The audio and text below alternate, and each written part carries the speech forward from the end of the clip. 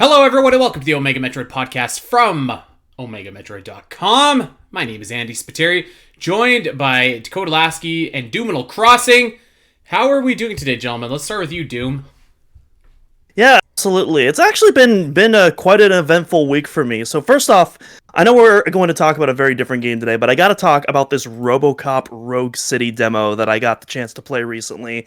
And my God, as a RoboCop fan, this feels like such an authentic love letter to the series, and I implore you, to all the viewers watching, if you are a RoboCop fan, you have got to check this thing out right now. Unfortunately, it's only available on Steam right now, so for all you console players, it's not available on there. I wish it was, because I want more people to play this. But I mean, if you're on PC and you have a decent enough rig, download the demo, check it out. It is such a blast. Peter Weller makes it look so easy, the way he just steps back into the role as Murphy. The dialogue is awesome, the universe, the sound design, everything is just, so well crafted. The lip syncing is a little wonky. That's probably my one criticism of the demo, but like otherwise, man, this feels like such a faithful love letter to RoboCop. It comes out next month, and it's a potential Game of the Year nominee for myself.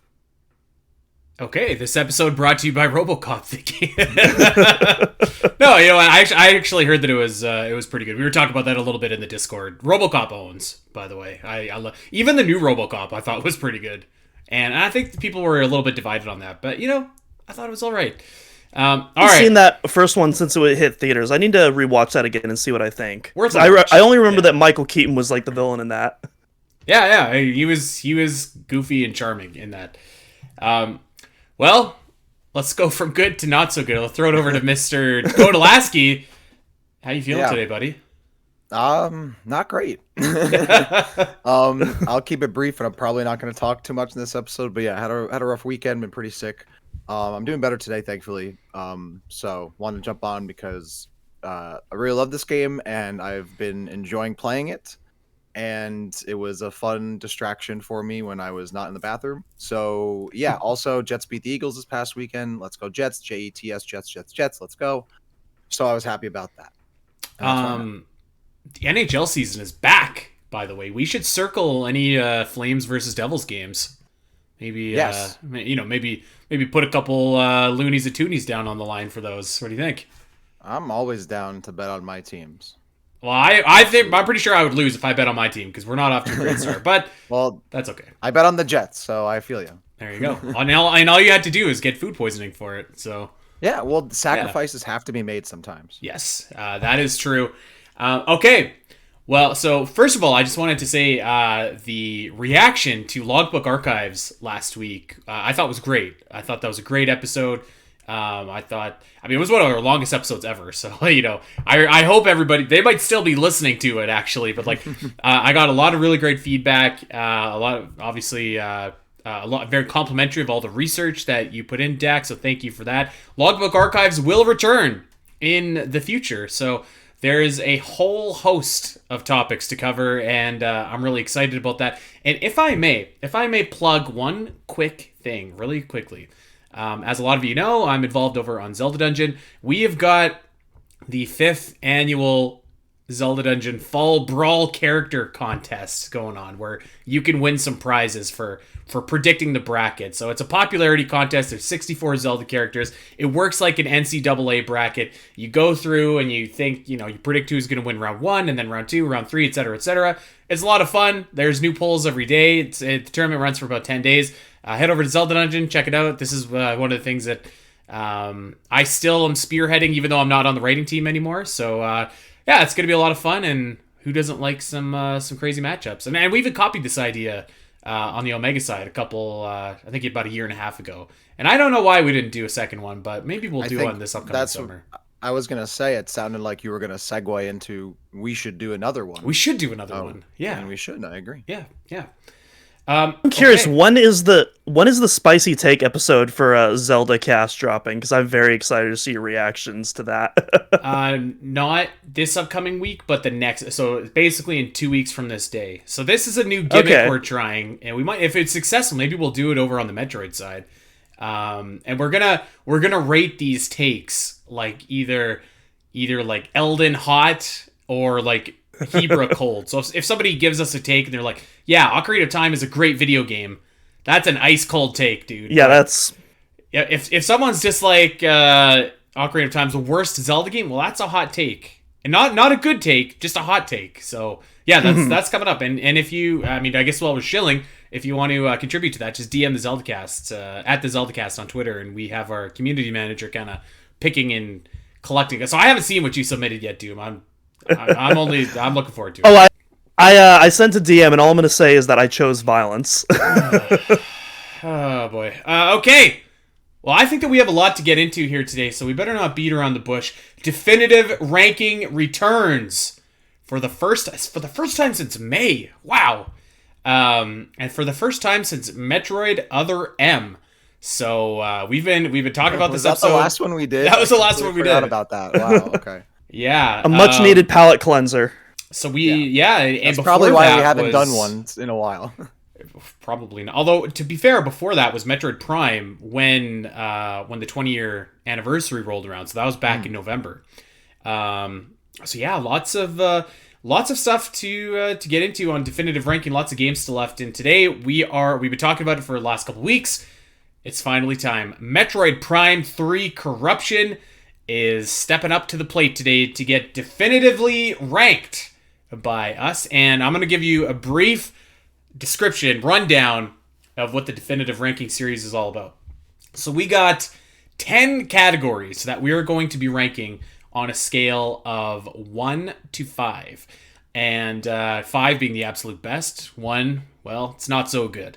And we'll explain these categories as we go, but we feel that these 10 ingredients are what you need to make a really exceptional Metroid game. And I'm excited about this because it's been a long time. I think all of us have replayed Corruption in the last couple weeks or months. Got some fresh eyes, and I'm looking forward to seeing where this one ranks among some of the others that we've done in the past. So I feel like without further ado, should we just get into it? Let's do it. Andy, tell our audience what the categories we're going to be going over are. Well, I was going to wait till we actually got there, but I guess you're right. I'll run them down really quickly. So, category 1 is the world and atmosphere, and this is just kind of like the vibe, the setting, the mood, which is very important to a Metroid game. Yeah, the vibes need to be good in a Metroid game. Yeah. The art style, design of Samus, design of some of the suits, design of some of the enemies, stuff like that. Just how the game looks from an artistic standpoint. Story, so obviously self-explanatory. Pacing and progression, which I feel like is such an underrated part of a Metroid game, but this is kind of the subliminal thing that always keeps you moving and never has you running into a wall, lost, not sure where to go, anything like that. Very important. Gameplay, or also Gimmick. So, is there anything that sets the gameplay apart from this game? Or is it just really refined? Or how does that stack up to other titles? So that's obviously really important. The areas, self-explanatory. The bosses and some of the enemies in the game, self-explanatory. The items and abilities, self-explanatory. The expansions and power-ups, again, self-explanatory. And last but not least, the music of the game. So those are the ingredients that we are going to be talking about today, and I'm excited about this. I've been looking forward to this for a long time. I think everyone has. Doom has a novel of notes. I was gonna say, yeah, I'm definitely not going to be going over that whole novel It's today. outrageous. It's just I think he wrote as much as I did for the Logbook Archives episode last week. I thought he was prepping for Logbook Archives too. That's how big his thing was. I was ready. Yeah. So I'll probably save that for an extended video review someday when I actually have the motivation to edit that together. But yeah, I was taking notes throughout my whole playthrough, and then after I finished, there was just more stuff that kept occurring to me, like, oh, that's right, I forgot to add that. That was really cool. I got to add that. Oh yeah, that's another thing, and it just got out of control. I love it. I absolutely love it. Okay, let's get it started off. And Doom, I feel like it's appropriate for maybe you to kick us off with your definitive ranking of the world and atmosphere of Metroid Prime 3 Corruption. Let's do it! Well, gentlemen, before we begin, don't forget to perform suit maintenance and data backup. Very important stuff that I need to remind you guys about. I like that, by the way. I like that today. they give an in-game universe reason for save stations and not just them I wrote that down on my phone. So yeah, I agree with that. All right. Well, we're gonna start this off with a bang. World and atmosphere is getting a 5 out of 5 from me, man. The world and atmosphere of Prime 3 is so striking and so full of life. The GFS Olympus, like right when you first land, is just oozing with so much world building and details. I love how, immediately when you land, you have AU-242 calling out all these different events and commands in the background over the intercom. And, if you stay long enough, you'll get some repeats, but there's actually, like, a pretty, like, diverse range of, like, dialogue trees that he'll go down before, like, he really starts repeating stuff. So I really like the details there. Another thing that really stood out to me, I love how the main docking bay of Skytown shares a striking resemblance to the Artifact Temple from Prime, which shows the connection of, like, how, the Chozo there are also the same Chozo from Talon 4. There's a lot of really cool details and Easter eggs like that. The Xeno research sequence has to be in the conversation Man. for probably top 10 all-time best moments in the series. Everything from the build-up, the world building, the dread of knowing you have to free the Metroids to progress. Again, to that incredible piece by Kenji Yamamoto, which I'll talk about near the end of the episode when you go back through all of it. Just absolute perfection all around. I'll talk about Pirate Homeworld later once we go to areas, and I'll end it there, man. 5 out of 5. I love it. Okay, I'm really glad you brought up that Xeno research part, because I just I just didn't remember it being as awesome as it was when that's one of the most intense moments, creepiest moments in the entire series. I guess I'll just go ahead here since I'm already talking. I think I agree. I think I'm going to give it a 5. I was floating between a 4 and a 5, but I think that this game is a little bit trickier because it's not one planet. You're hopping around, so each area kind of has its own vibe, its own feel to it. But you like just some of the urgency in this game, particularly in that beginning, is just so awesome. It's unlike anything else in the series. You get the slow, creepy moments where you're in the Valhalla or when you're in the research center. Those breathtaking moments Metroid Prime is known for, like when you're looking over the vistas in Skytown, or when you first go to Brio Ice. It has a little bit of everything, I think, for this game, and I think that it does everything well. And while I wouldn't say that it's I don't think that you'd point at any one section of this game and say it's the absolute best in the series, but everything is just so solid. And it really, the feel of the game, I feel really helps that. So yeah, just a lot of really cool set pieces, moments, atmosphere, and I think what puts it over the top for me is the opening when you're under siege. It's just it's really unlike anything else, and sets the tone for the game, and I think that they do a fantastic job of that. So I'm giving it a 5. Well, and I apologize to everyone for my voice on this episode, so I'll keep it brief each time. Concur with everything. Easy 5. I think the best thing that this game does, the two best things, Andy, you just talked about, the urgency and the stakes. I think Prime 1 and Prime 2 are really good stories, and you feel that there's obviously more going on in the background, but this game puts it all to the forefront, as it should, as the finale. And the scale. I mean, the scale of the game is just absolutely breathtaking. Seeing the two fleets in space, in orbit of planets alongside each other, the wormhole sequence is fantastic. And you even get that just in gameplay. I remember during this playthrough, when you get not the grapple lasso, but with the grapple swing, and you go to that room that's just a huge, on a huge cliffside, just overlooking this massive valley, bigger than anything in the original Metroid Prime, and it's just for a room you're gonna go to once. That kind of stuff I really appreciate. Obviously, Skytown feels very vast in and of itself. I really love the scale of this game. And even when you're talking about, Andy, how every planet now has its own sections, and we have not just sections of a planet but multiple planets. I love that too, because now you're replacing the sections of a planet with whole planets that have their own sections, which was really awesome. And I also like the additional interactivity you got in this game. There's characters to talk to. There's more buttons to press, and things to finagle with and whatnot. And I love that, because that's fun video game stuff. As much as and I'll talk about this later, as much as I hated the motion controls, oh my god, some stuff like pulling shields off or tapping in buttons on, like, that stuff was fun, and I found it fun when I first played the game, and I still found it fun this time. So yeah, I love the scale, the urgency, the interactivity. The world feels alive. It feels like this is like the biggest like the Metro universe has felt. So easy 5 for me. The vibes were on point.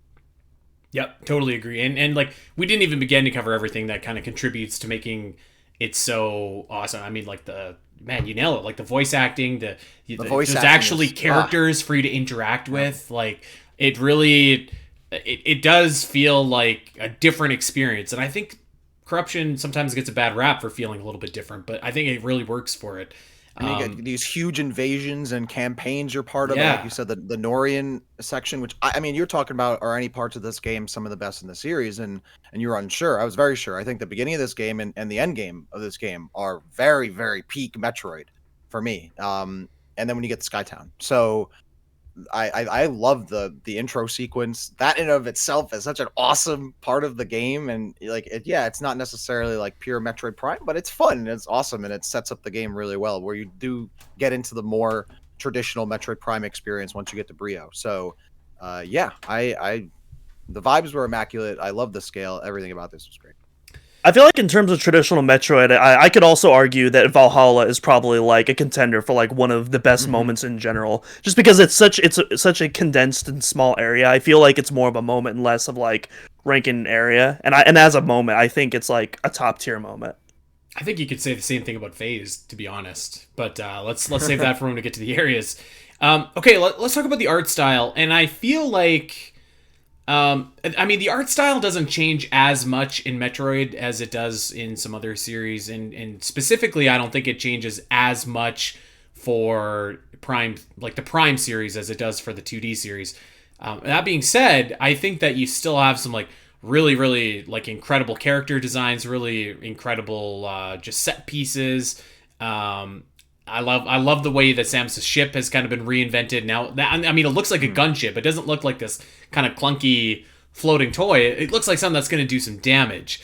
Fighter jet, I love it. Yeah, it looks like something that's dangerous. So I think that there's a lot of really, really cool things in and around the Brio, like all of the war golem statues just really contribute to. And you know what? I'll be the first to say it. A lot of these categories overlap into each other. So like when.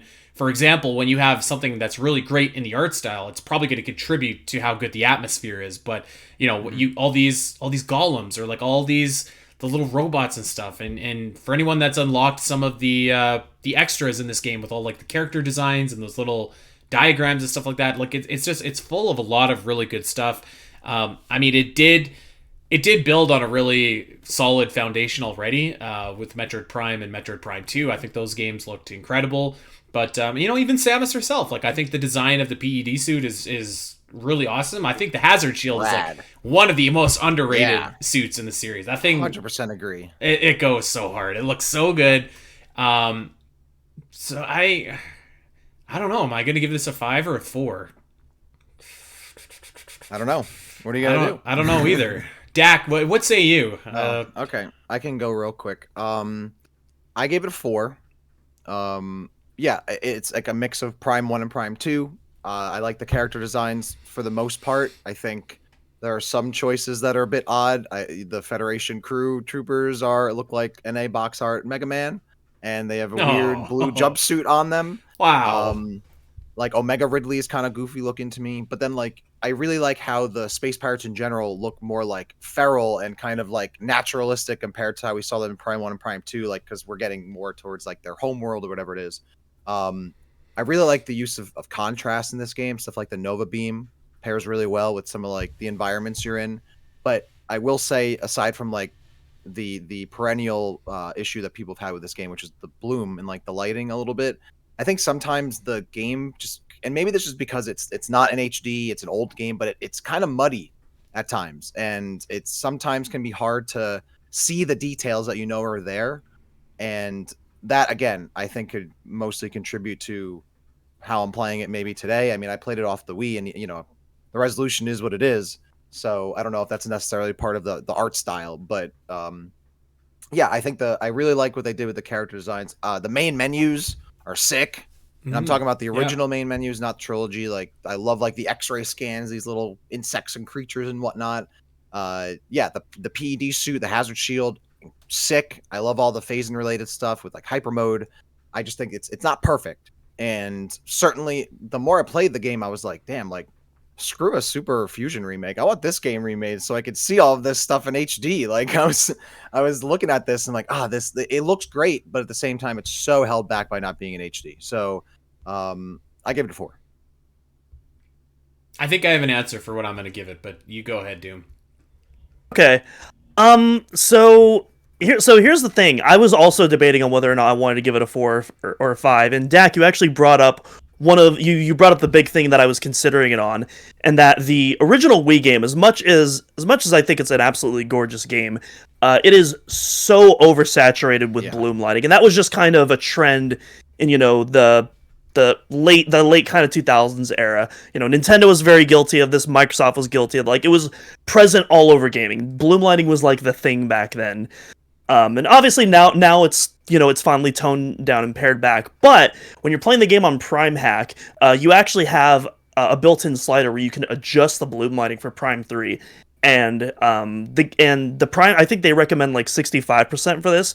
And oh my god, when you turn down the bloom lighting, man, this game's art direction just pops so much better. And so even though technically we only have the Wii version to go off of, even I played it on Prime Hack, and so I'm gonna rate the version that I played, and that's gonna be a 5 out of 5 for me.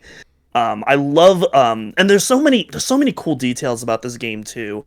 The charge beam looks so I think the charge beam in Prime 3 looks better than the Prime remastered charge beam. I love like all the different layers of like the beam and like all the particle effects that are swirling around it. It looks so cool. It's like it's so cool. I love how the enemies, they melt away instead of just fading out now. Like that's something I kind of wish was in Prime Remastered as well. There's so many cool I love how when you hold Samus's arm cannon up, when you're in missile mode, you can see like all these moving parts inside the arm cannon. Speaking of moving parts, I love how Prime 3's environments incorporate an even greater usage of moving parts in the areas in general. Prime 2, you started to see that, especially with Sanctuary Fortress.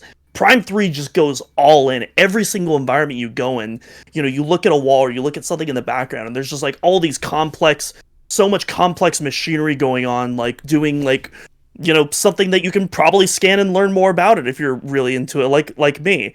And just stuff like that just looks so cool. I feel like that's one reason why I like sci-fi so much is because of those moving parts. It lights the happy chemicals up in my brain when I see moving parts. But then also you have all these gross organic environments that Metroid is known for. Just these grotesque alien horrors beyond comprehension, with stuff like the Leviathan Seeds, the Pirate Homeworld, and of course Phase. Just stuff that you just could not conjure up on your mind in your own. And then lastly, my last bullet point before I'll hand it off to you, Andy. I love how factionalized the art direction is, to the extent that even like doors and Spider-Ball tracks are completely different depending on which planet you're on. The Space Pirates in particular have a very unique design aesthetic of the game that is shared throughout like pretty much all their technology. Like I love how like the pirate ATCs and skiffs like also share the same build as the trams that you'll also find in the Pirate Homeworld, and it gives this impression that like all of these are like similar crafts that are like kind of regurgitated and repurposed for all different types of uses, which I absolutely love. Like that's such a cool detail. So yeah, 5 out of 5. I was leaning towards 4 when I was talking, but I think I'm going to give it a 5 as well. And my main reason was I was going to give it a 4 because I feel like a lot of the art direction, while incredible, is kind of built on from previous games. But then I was like, I don't know, that shouldn't really hold my score back. And I'm thinking of Phase, and I'm thinking of just some of the character designs, some of the ship designs. Homeworld is dope. I think it's gonna be a 5, and I'm worried I'm gonna be a little bit too much of a homer for this game on this episode, but I really like it. Nothing wrong with that. Nothing wrong with that. Yeah, Doom, you everything you just said was also 100% agreed on that. I love like how everything looks different, all different planets, like the particle effects. Yeah, I'm glad you have all those notes, because I do hate how you have to scan all the different doors. That sucks. Worse things have happened. Yes, much worse things have happened. All right, let's. And I didn't have an issue with the bloom lighting, but I also played it on Dolphin. Although I played it with the Wiimote, so I don't know. Let's talk about the story. I'm gonna just come in right away. I'm gonna say I'm giving it a 5. This might be the best story in the series, I think. Easy 5. Oh, I think this is I mean, like, look, I love the story of Fusion, but man, they put out all the stops on this one. Yeah. I mean, I think easily it's the best Metroid Prime story. And Definitely. I think it has. Yeah, I would definitely be down to say it has the best Metroid story. It's firing all cylinders. I loved it. I love the story of this game. I don't want to go too deep because I'll give more of my thoughts. I want you to go first, but like, yeah, I gave this a 5. Like, I no. Sorry, Go ahead. Go ahead Okay, well, if you want to. I mean, the only like, I'm gonna give it a 5. I would really give it a 4.9 because I just wish there was a little more clarity on the space pirate stuff, like we talked about last week. Like that was the only thing. I just wish there were some opportunities to just like give me a definitive answer on stuff. But you know what? They had a lot more other things going on. There was the active story happening. Like, fine, priorities. It's an epic finale for the trilogy. I mean, I love how Phazon worked its way into being such a huge focal point to the point that like Federation's using it now. The Samus's entire well-being is built on it. Like you can see the progression of Samus's corruption over the game. You have these huge fleets fighting each other with like Leviathans hitting planets, and we're going all these different places, and the ships and the characters you run into, the bounty hunters you get to know, even for such a short, like brief amount of time, have such a really, lasting impact on the story. I love like when Samus is dealing with the Federation trooper she thinks is a Federation trooper, and it's Gondreda eventually. Like that's a really cool section right there. It feels way more fleshed out than almost I think any other Metroid game in terms of a story. It feels like a traditional, like it felt to me more like a game, like not a I don't know how I could put this, but it's like finally like I got a Metroid game where like story felt like such a real big focal point, Like a priority, yeah. Yeah, and I love that because I love the story of Metroid, and that's why I love Fusion. And Metroid Prime is just so good, but like doesn't have as much of a focal point on story. It's more in the background. But like this, I love that they brought it all to the foreground. I love how Samus is respected. She gets the nod from Dane. The Federation crew is like, oh, that's Samus, whatever. She's like leading a team of troopers in like later in the game. Like it was badass. Like you get this huge conflict. But this is to me is pure Metroid. This is what I love. The Metroid story. You have the Galactic Federation, the space pirates butting heads. You have Samus in the middle of it, the Chozo in the background. In some small ways, even in this game, it's probably the least amount that they're in it, and that was totally fine. There's so many awesome moments in this game. The story is amazing, and it has such an epic conclusion to an amazing trilogy. Easy 5 for me. I think of one word when I think of the story of Metroid Prime 3 Corruption, and that's scale. Feels like this game just takes place on such a bigger scale than almost everything else, because you've got like this. I mean, you've literally got like this full-on assault from the Galactic Federation, going through a wormhole, going to this planet, which is the origin of Phase, which is being controlled by this prototype kind of mother brain organism, which that is being controlled by Dark Samus, who you've built up this fight with over the last 2 games. So it feels like everything's really clicking there. And the other thing about this too, like I think it has the most exceptional opening act of any Metroid game. Easy. I agree. 100%. But the thing that I think really this game does like really, really well is like, I mean, when you're fighting Rundus and Gore and Gendreda and you have to put them down, it's like, you're kind of thinking like, I don't want to do this, and it makes you feel sad, and you feel like for once, like you kind of feel attached to another character that's not Samus in the series. And some may say, well, yeah, but that was like Metroid Prime Hunters. I didn't get that attachment in that game, so like I did for this game, and I was just like finally some other really great characters. It did feel really nice that the story felt like it was being emphasized, and I think that it really didn't disappoint. Like there's some issues that we all have with Metroid Dread. There's some things that I don't like about the story of Metroid Fusion. Obviously, Other M was a catastrophe, but like in Super Metroid, while I think is a great story, is a very minimalist story, and Metroid Prime as well. This one is just like, it's an active story. It's big in scale. There's characters you care about. There's emotional stakes. Yeah, it's the best story in the series. I'm gonna say it. With that. So I'm going to give this story a 4 out of 5. Oh, what? So What brings it here's down? the thing. Here's the thing. The actual lore, easy 5 out of 5. The lore in this game is so juicy, and I love, you know, the actual sequence of events. You know, the backstory leading up to it and all the details. Absolutely love it. I think some of the best logbook entries. I was talking about this actually on the last episode. But the pirate homeworld, that whole pirate homeworld arc that you read about how this one narrator, you know, he's like fearing for his life, and then he gets succumbed into the dark Samus Cult, and then the tone just completely shifts, and it's just like it's some of the creepiest writing that I've ever seen in like kind of the Metroid lore book stuff. Absolutely love stuff like that.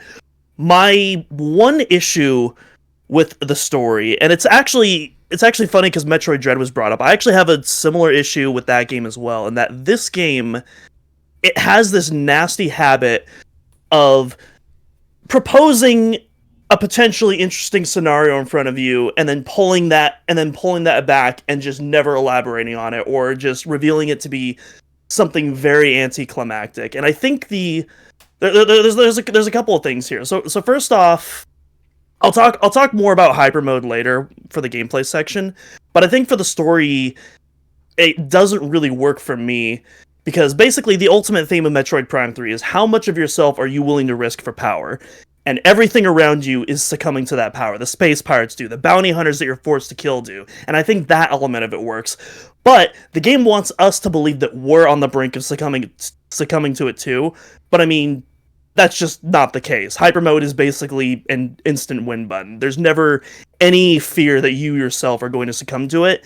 And so I don't think it quite works on that well, but I'll get to more about that later.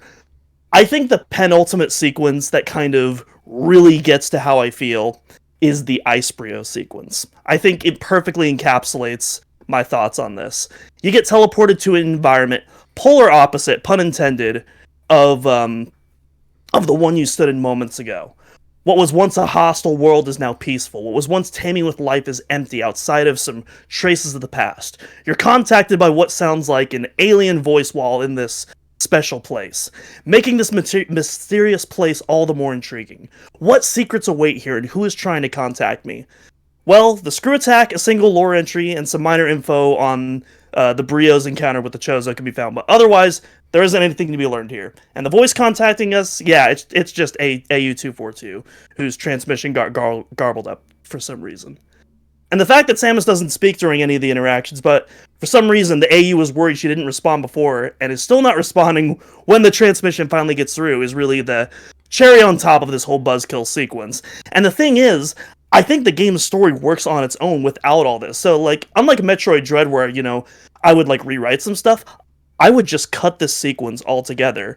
Just, you visit Ice Brio, you don't have any of the garbled transmission crap, you come out, and then AU242 contacts you about the Valhalla. And I feel like the game's story on its own is satisfying enough to where you don't need all of that extraneous stuff. And that way, when I finish the game, I'm focused on what the story did deliver, not what it did not deliver on. And so that's my one issue with the narrative. But that aside, I think the actual narrative itself that we were delivered is still very strong. Does that make sense to you guys? I mean, I guess, Yeah. but I don't agree with you. I think all the things you just kind of laid out, I'm just like, I don't care about. But I mean, like, I get what you're saying. I get what you're saying. Like, I mean, I would assume that you mean that like the overall story is good, but there are a couple moments that you would just get rid of. And I think that's fine. I don't really agree. I think the hyper mode thing, like, I don't know if I came to the same interpretation of it. Like, I don't think I'm going to succumb to me using hyper mode. I think it's just the overall phase in corruption that is very clearly happening during the story. The hyper mode is just an extension of them controlling that. Which does pay off as you progress through the story, because you can see yourself physically changing, and I mean, it's just a justification for a gameplay mechanic. I think that is. Yeah, you see it, but there's no gameplay danger of you at like theoretically you can if you don't know how to press the A button. Like, sure you will, but like, I mean, you have to you basically have to try to get corrupted if you want to see that game over screen. And so I feel like there needs to be more of an actual, but again, a risk versus reward thing. But I'll separate. I'll get more separate. that Let me in give the you another gameplay. scenario. The story though. That's kind of separate. Yeah. That's like gameplay and story though. Like that doesn't have anything to do with the story. But That's I think that influences the story though, is what I'm saying. Okay. I mean, like, there's definitely a little bit of like a ludo narrative dissonance there. I'll agree with that. Like, there's definitely a little bit of a separation, maybe, but I don't think it's a very significant one. No. Yeah. It's not for me either. I still give it a 4 out of 5. I still really love the story. I'm just saying, Well, I like, wouldn't have knocked if it down those a point were for that. I mean, That's kind I'll of- say that's kind of this. my Like, thing. I think, like, you know, as a Majora's Mask fan, and Dak, I know you are too. Like, seeing the moon crash into the clock tower is one of the greatest moments in the series. But like, you have to actively not go back in time in order to see that. But like, I still think that that's like an awesome moment. I mean, I get what you're saying. I guess what I'm saying is I don't agree with it, but that's okay. Like 4 out of 5, that ain't a bad score. 4 or 5 still good. Yeah. Yeah. Okay, let's go to pacing and progression. Like I said, this is, I think, one of the sneakiest categories, because if this is done well, you really don't notice it. And if it's not done well, that's when you notice it. And I feel like I never really did notice it in this game, but I'm not going to give it a 5. I am going to... I think I'm going to give it a 4, just because there are sometimes where...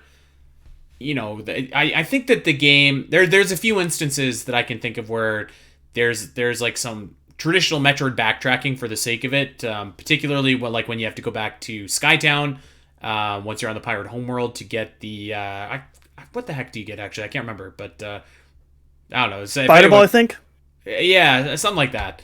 And then it just like the nature of this game being broken out. You know, you need to enter your ship. You go to different locations a lot, so it feels like a little bit you're waiting on loading screens just a little bit longer, which can kind of kill your flow just a little bit. But I mean, overall, I still think that the game certainly funnels you where you need to go and always kind of keeps you moving. And Metroid Prime in general is just so good at this, because it will, you know, it'll just nudge you where you need to go without being intrusive with it. So I think that this game obviously keeps that up. Yeah, aside from like 1 or 2 kind of weird detours here and there, I think that you're always moving, you're never lost, you're never frustrated, and you can generally navigate your way throughout the world, and you're always kind of like, once you get that next power up, you always, at least I did, always had an idea of like, okay, I can go here, here, here now that I've got this, and I think that's the marker of good pacing and progression. But like I said, this is a little bit, maybe one of the most subjective categories among everybody, so our answers could be totally different. Well, I'm also going to match your 4 out of 5 with a 4 out of 5 of my own. I don't really have too much to say here, really. To me, the game felt like the absolute perfect length. Not too long, not too short. Perfect porridge temperature, if you ask me. I think the Energy Cell quest is easily the best of like the final artifact hunts that the trilogy offers. You know, I like how, you know, even though I go for 100%, I love how people who aren't necessarily interested in the 100% run, you know, they can still collect most of the required energy cells, you know, during the main quest. And then you don't even, I think you only need like 5 of the 9 to like get through the whole Valhalla. So I think it's really good for people, you know, who, you know, don't really care about all that extra stuff, but just want to get to the end. But it's still satisfying for people, you know, like you and me, Andy, who do love going back and doing all those extra puzzles and getting that 100%. So I think it's really accommodating for everyone. I love that. My only real critique of the game is that, you know, it once again follows what I like to call the Zelda dungeon formula.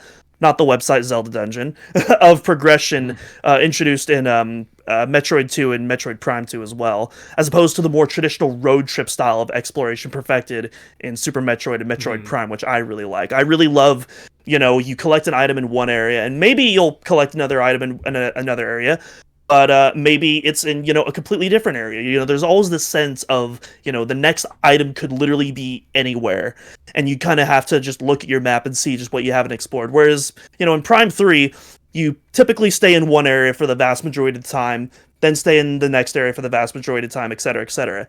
And in Prime 2, I think it made sense because of that light and dark world mechanic. I feel like the traditional Metroid exploration would just make that game an absolute nightmare, and not in a fun way. But with Prime 3, it doesn't have that, and so it just feels a little bit more limiting. Not to the point where it's not fun. Again, 4 out of 5, you know, it's still an incredibly fun game to explore. But I personally would have preferred that more traditional style of exploration for what's being offered. I actually think I would have went the other way and just had it like move away from the Zelda dungeon for and just had it be just everyone complains about the game being linear as it is. I would have just lean into that and just eliminate that backtracking personally. I mean, truthfully, I did not find this game any more or really less linear than the previous Prime games. I really didn't. Like, it wasn't like I went from playing Prime 1 to Halo 3 in terms of linearity. Like, if it's certainly a little bit more linear, definitely. But I think it makes sense. I mean, Doom, you mentioned the light and dark worlds in Prime 2, but I mean, to be fair, this game has a lot of traveling back and forth between planets, sections. Like, if you kind of had to just road trip your way around everything, you'd be spending 10 times much time in those cutscenes and loading screens going back and forth. So exactly, yeah.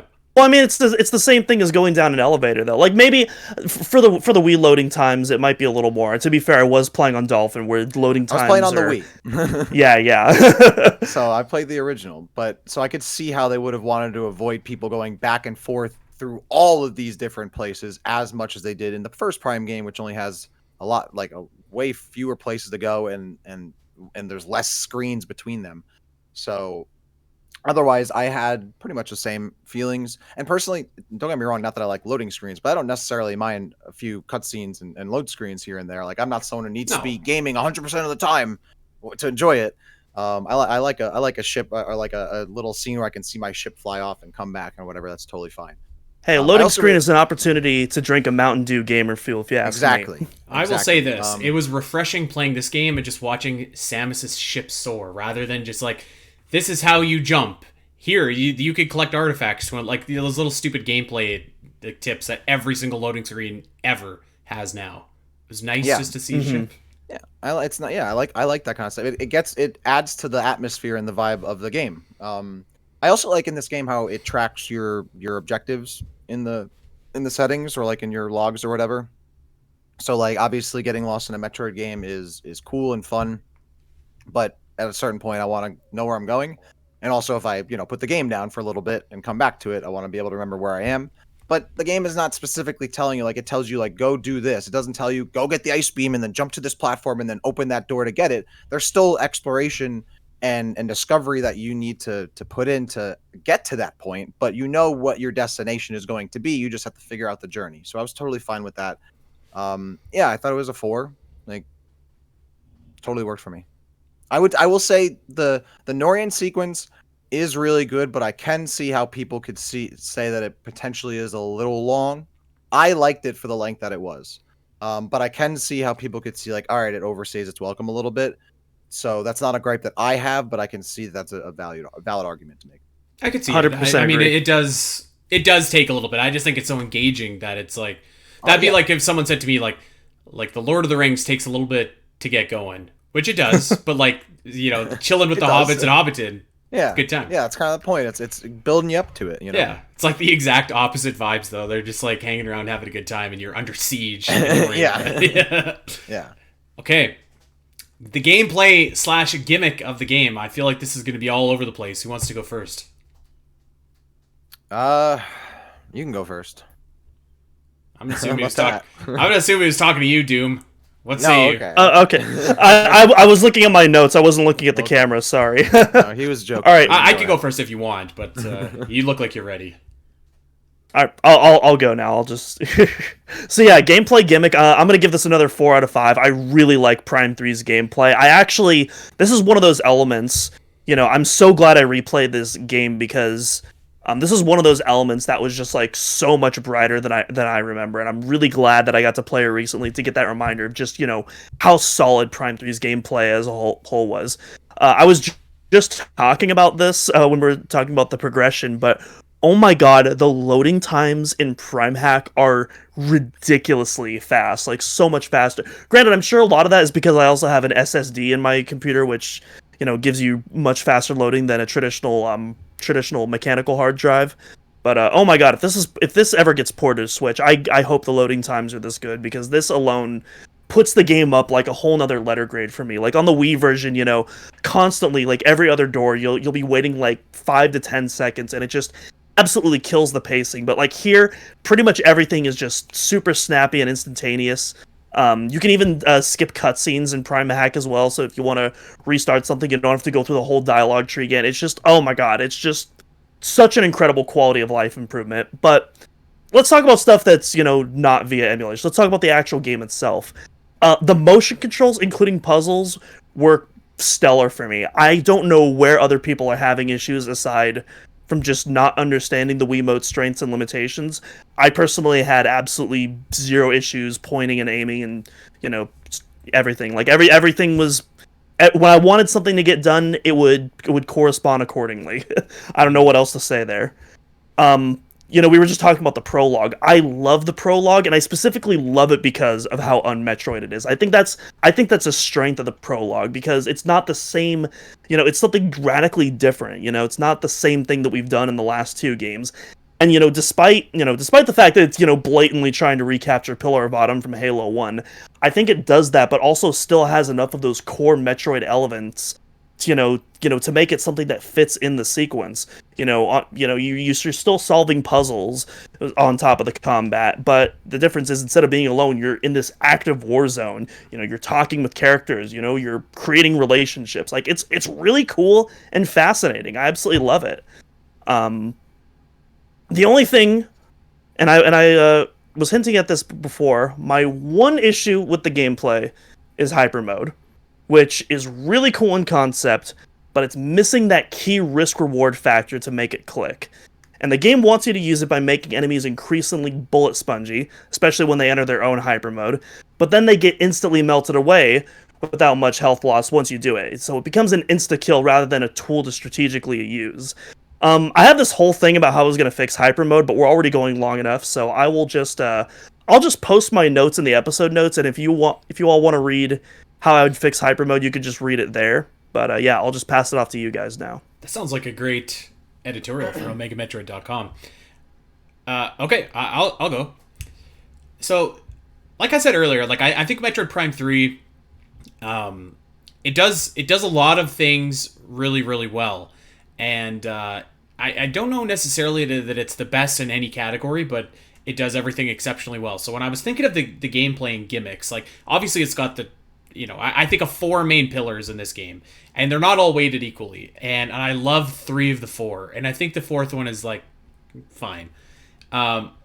So putting on my nostalgia hat here, I remember back in 2007 when I don't think the dual analogs controls were really the norm for a lot of FPSs back then. They definitely were by 2007. Yeah, they were. Were they? Okay. 100% by 2007. Let me rephrase what I said. So, I wasn't super big into FPSs during that time. As we were talking about earlier in Discord, I picked it back up a little bit, but they're not my go-to. So a lot of the first person shooters that I had played were still kind of catching up a little bit. So by 2007, I was just I loved the tank controls, but I was like, this could be better. So I remember playing it with, your quasi dual analog Wiimote controls, and I was like, this is awesome. This is exactly how I want to play Metroid Prime. I never want to play it the other way, and I never had to. So I loved that. I thought that they were responsive. I thought that they worked. I thought that they... Now, I will preface that by saying, I basically never had any Wiimote connection problems ever with any game. Not with Skyward Sword, not with Other M, and not with Metroid Prime 3 Corruption. So when I was setting up my Wiimote on Dolphin, I did have a little bit of issue because I was using save states. So it's frustrating as hell if you can't get it working correctly. So I will preface that by saying I never had that experience. So I have very glowing memories of how the Wiimote worked. So I think that for me was a 5. And then I go to the next gimmick of the game, which is hyper mode. And I see what you're saying about the risk reward, and I agree to a certain extent, but I just love it. I think it's fun. I think it's hyper mode was always a sacred thing in the series that you could only access for a moment or two at the end of the game. Now you can access it whenever you want. And yeah, you have to insert an energy tank, and there's I guess there's kind of a little bit of risk, but it just felt cool to do. So I liked that as well. And the other gimmick that I think of when I think of this game, which doesn't really get utilized to its fullest potential, but I love that you can use the ship to do stuff. You can lift stuff, you can shoot stuff. I wish that they went in and done a lot more of that, because I think that there's so much more you can do. The one thing about the gameplay that I don't love is I hate those stupid interactive like sequences where you have to twist and pull, and instead of like you have to just slowly punch the numbers in on the keyboard. I don't like that. I think it's lame. I think it's there for the sake of being there because every Wii game needed that, right? And every DS game needed that. I feel like we're on the opposite spectrums when it comes to like hyper mode and that, because like I totally agree, those are just there for Wii gimmicks, but I either don't care actively like the welding stuff. I absolutely love the welding minigames. Like, those are let me awesome tell you something about motion the controls. welding. You've got the most advanced civilization in the world. You've got this Galactic Federation trooper standing beside this panel in Norian for the entire game. No one in the Galactic Federation has a soldering gun. They're just waiting for Samus to come back. To be fair, if you talk to him, he specifically says, I'm not surprised the other team is late considering what's on the other side. So it's like they actually have an in-universe explanation, which I thought was really funny. Sure, but I think I could definitely do without the gimmicky Wii stuff. Like I just, it doesn't add a level of interactivity or immersion to me being able to like waggle my Wiimote to pump back the ship brakes or whatever. But like I said, these aren't weighted equally. Like I think it's very clear like the Wii motion controls is like the bulk of the gameplay, and then the hyper mode, and then the ship, and then the wiggle waggling. So I'm gonna give it a 5. All right, I'm gonna not do that. I'm gonna give it a 3, which is unfortunate because it's not a 5. So yeah, the previous times that I played this game over the past few years, most recently was on Prime Hack with mouse and keyboard, which is how I very clearly the Metroid Prime games are just, man, if they were made for mouse and keyboard, it'd be so good. But this game is, in my opinion, the most held back by its controls, like severely. I was not a huge fan of them when the game came out, but I tolerated them. And now having a decade and a half has passed, and I've played FPS games and mouse and keyboard and dual analog for that much longer. I'm essentially fighting the game, which is not how I want to be playing a game. And maybe I don't know how to work motion controls. Maybe I'm an idiot, but when they're not working, they're very frustrating. When my aim goes somewhere wonky, or I moved and I sprung jump or something for some reason, or something like that, I'm fighting with the camera to scan something because I can't get it right on where I want it to go. The lack of accuracy and precision is not fun for me. It's not fun fighting the Wii remote. It's not fun shaking it to get free from the Metroid Hatcher thing. It's not fun to do the push and pull stuff like you said. I like that interactable stuff, but it gets annoying when I'm fighting the controller to do it. I want to pull that bad boy back. I want to click it in, but when my controller is not registering, it's not fun. And maybe my setup is bad, but this is every time I played this game, and I'm playing on the Wii. So the motion controls do not lead to accuracy, and that's what I want in an FPS, to be accurate and precise, and it does not afford you that, just fundamentally, objectively. So you can be as accurate as you want to be, but you're not ever going to be as accurate as you could be with dual analog or mouse and keyboard, or even like gyro controls. So that hugely sets it back for me. It's still, the thing is, it's still fun. Like, even with that said, it's frustrating but still fun. I just wish it didn't have those frustrating elements. Like, I'm fighting to scan stuff. It's super annoying. I was going to bring that up. Scanning in this game is game is awful. Oh my god, it is awful. Scanning in particular is really tough via emulation. I was actually having trouble scanning some of the smaller enemies, and I was like, man, I do not remember it being this inaccurate. But after looking it up, that's actually an emulation issue where it's like the scan visor has trouble. Like, I was just like, oh my god, come on. I mean, but even in the original game, I just give up too. I'm like, this is not even worth my time, which is annoying because I want to scan stuff, and the game like makes me not want to. Hyper mode, I agree, it makes the game super easy. It's definitely more of a power fantasy than a risk-reward thing, which is fine. I just wish it also had some risk-reward to it. Personally, what I would have done was made the hyper mode difficulty the veteran difficulty, and then put another difficulty above that. Because even veteran is crazy easy. Like, it does not take much at all. Because I played it through in veteran again.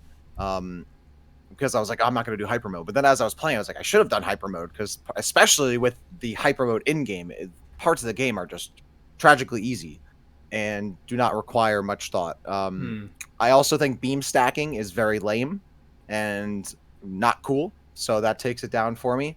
And the only other thing I'll say is that I think the screw attack gets too much hate in this game. I'm totally fine with how the screw attack is implemented. Could it be implemented better? Yeah. I don't see why people dislike it so much.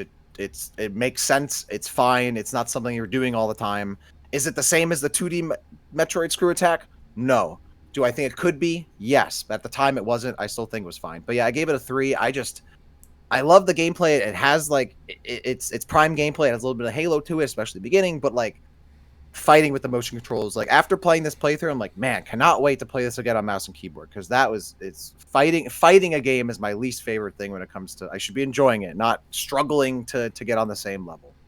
I definitely agree with the I definitely agree with the screw attack thing in particular. I thought it was, especially the wall jump. I feel like they did a lot more with the wall jump in this game, especially in that Ice Brio section where you can actually go from that one section and then continue your screw attack to the other side of the wall. I thought that was like really cool, and I like how they did some of that. You mentioned beam stacking. I definitely agree. I prefer beam swapping to stacking. Oh, not but I don't hate it. I don't hate it at all. I'm fine with it. It's just lame to me. But like, it's not as fun. I will say though, unrelated to the beam stacking, is it just me or is the plasma beam super underwhelming in this game? Like objectively, it's more powerful. That's because you're used to it being like the ultimate beam in Metroid Prime, and the Nova beam definitely takes that. Well, not just that, but like also just the sound design in general. Like just everything about it. Yeah. I hate the charge beam sound effect for everything about it. It just feels off. To combat something, I really like beam stacking it being in this game, because I think there are multiple times, particularly in Echoes. My God. Where it's just like you switch between beams for the sake of doing it. It's very arbitrary, just because there's just a different color on a door. So I do like beam stacking. I see. As someone who plays Destiny and having to change colors based on our guns based on what color it is, I'm like, I love it. Let me do it. I can see what you guys are saying about the screw tack, but here's the thing about the screw tack is like when you have an item called that, you immediately have expectations that it's going to be used as a weapon that deals damage to enemies, or at least I do. And in Metroid Prime, it's more so a system of traversal, which as it is, it's fine. Like, I think the wall jumping is pretty cool. Like, that I think works great. But, like, it is what it is. You use it to get across gaps. It's more of like a space jump screw attack hybrid basically, kind yeah. of thing. Yeah. It's not a screw attack in the way that, I would picture it. Because I picture it as like, okay, I got this now. I don't have to shoot any more enemies. I can slice and dice. All right. I will say, though. Oh, sorry, Doom, go ahead. You were talking first. I can go second. I was gonna say, I actually think it's fun in this game, because I agree, it's definitely more of like a traversal tool, or feels that way in this game. But I think the fun part is when you try to force it into combat situations. Now that is fun, yeah. That I think is really fun, and that I think gives it a bit more of appeal, because it's like, oh, you can tell it's not as much for an attack as it used to be. But if you try and make it that way, you can make it that way. I think the thing that points out to me the most is when the last boss fight in the game, when you're fighting the Aurora unit, and when it's doing that really stupid top spinning move, you can screw attack it, and it does some solid damage and stuns it. Huh? There you go. Let it rip. Yeah, so it's like so that like stuff like that, where like you can tell like you don't need your handheld to be told that, and it's good that you weren't, because you kind of find it out. I actually forgot about it, and I did it by accident on this one, like just mashing, and I was like, oh yeah, that was cool. So stuff like that I think is fine, but I agree it's definitely not like the screw attack that of old that we know, and I hope in Prime 4 we get more of a screw attack that's a bit more based on combat and damage and less on traversal. Yeah, I mean, like it doesn't stink. Sorry, Doom, just to put a period. I don't think it stinks. It's just like I can picture a way that it could have been cooler and maybe a little bit more traditional, which is why like I'm just kind of like eh. I would also say I do agree that I wish there was more command visor stuff. Now, like, speaking what's of in the game is hyper cool, mode, but I wish there was more. What they should have done was borrowed from the original Shine Spark. Actually, was like as you're in hyper mode, that energy is draining away. That would have been cool. Yeah. I was gonna say is that I don't mind it necessarily, just because I mean the Metroid Prime series in general kind of re-envisions upgrades, and sometimes they're like 1-to-1 to the 2D games, but sometimes they're completely different. I mean, you look at the beams in Prime 1, and aside from the ice beam, all of them are pretty unique, and I'd argue the plasma beam in that game is like the best plasma beam like in all the games, period, despite the fact that it's completely different, to the 2D plasma beams. Obviously, screw attack is a little bit different because obviously 2D screw attack and even the other M screw attack is definitely the better implementations of it. But like for what it is in the game, I still think it's just a fun upgrade, and that's really at the end of the day all that matters to me. Okay, items and abilities. Who wants to go first? I have a thought in my head. I don't know if you guys are going to agree with it. Okay, go for it. I'll go first. Okay. Okay. All right, I'm gonna give this another 4 out of 5.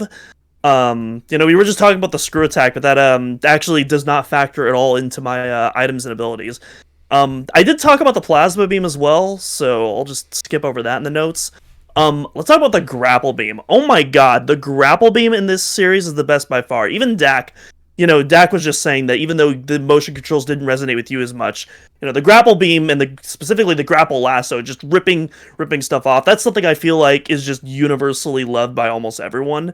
And there's so much use that I love, and stuff that I love that eventually would get carried over into like Samus Returns and Dread as well. But even still, Prime 3, I feel like has the best use out of it. Even stuff like the grapple voltage, which it's on its own is kind of whatever. I don't know. I kind of like it. I think it's a really creative use of the grapple beam. It's kind of like this proto Metroid ability before like the Metroid suit in a way, where you're like siphoning energy from like devices and enemies and stuff like that, which I think is really interesting. And oh my god, the command visor.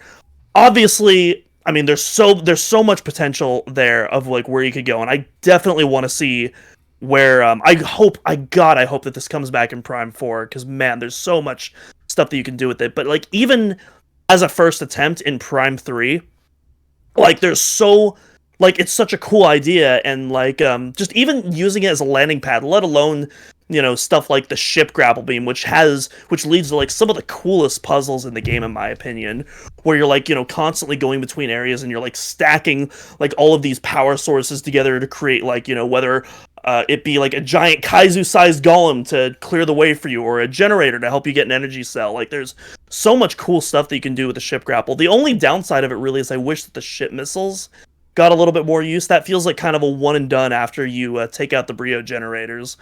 But other than that, like on that big aircraft in the Space Pirate homeworld, that's the only other place I can think of. Yeah, that's true. Otherwise, like I think as an introduction, it's really cool. And then again, aside from the plasma beam feeling kind of underwhelming, I think most of the returning upgrades, they function pretty much identically from like what I remember. So yeah, not much really to say there. So yeah, 4 out of 5. 4 out of 5. All right. Okay. Andy, go for it. I'm gonna give it a 2. Okay. And I'm gonna give it a 2 for a couple of reasons. First of all, I think a lot of the items that you get kind of stink. Second of all, a lot of the items that you get you barely use. And third of all, I think that hyper mode is so... I love hyper mode, as I was just saying, but it's so prevalent in the game that I think it renders a lot of other stuff kind of useless. For example, like when I'm in hyper mode, I don't think, beyond like when the game made me use these items to progress, I don't think I basically ever used hyper missiles, the hyper ball, certainly not the hyper grapple beam. I think I am that one fan that doesn't necessarily love the grapple lasso, because whenever I use the lasso, it's like if I ever had and like I said, I didn't have very many problems, if at all. But if I ever did have problems with the motion controls, it was always pulling back on something after I'd grappled it. So I don't really love that. We talked about the plasma beam. I think it kind of stinks in this game. The command visor I think is incredible, but you really never use it, which brings me to the ship grapple and the ship missiles, which you don't use the ship missiles at all. And it's like, what's the point of getting these expansions for this? Because I'm never going to use them again. I love the ship lasso, but again, you don't use it. I think there's 2 expansions that you get that, and I'll talk about this later. But again, very very limited. And I think like you've got some of the returning items, and like, you've got ice missiles, which is kind of cool, but I mean, it's basically just like regular missiles, so it doesn't feel that special to me. Power bombs aren't in this game, which is fine, but like I think the Nova beam is cool, and I think the X-ray visor is really cool in this game. but like beyond that, it's like which expansion have I either not seen before? Is this game really like what unique to, like what ability does this game have that really says like this is the hallmark of corruption? And I think it's the grapple lasso, and I don't love it. So yeah, I think it kind of, I think it just kind of missed the mark a little bit. It had, the screw attack, which we've talked about. It had a couple other abilities. I don't know, they didn't do it for me. Either from lack of fulfilling potential to use them, or just, from me just not really enjoying the gimmick of using it. And that kind of goes back to me like not really loving like the portion of the gameplay where like you have to interact. Like I get it. It's fun for some people to like yank back, but like I don't want to do that if I'm fighting Omega Ridley. Like I'm in the moment, and like if I can't get it to work, that takes me out of the moment. And I feel like I guess I'm punishing items and abilities more so than gameplay for that. But there it is. I give it a 2. Well, I think it's also fair because of how intrinsically tied they are. So I think it kind of makes sense to to kind of go in that direction if you feel affected by it. Yeah, I mean, I gave it a 3, but I pretty much agree with what you said, Andy. There's nothing really super exciting in the game, though I do like the grapple stuff. And again, the one part of the motion stuff that always worked for me was pulling back with the nunchuck, and that was always satisfying to me. So that was always dope. I love that. That was great. Everything else didn't work for me, so I don't know why. Yeah, it was really more so like there was nothing offensively bad. It just, there's a lot of stuff that like you barely use. It's kind of, you've seen it before. It's not really exciting or new, or it's missing. So I pretty much agree. Command visor felt very underutilized. The screw attack works well, but could be better.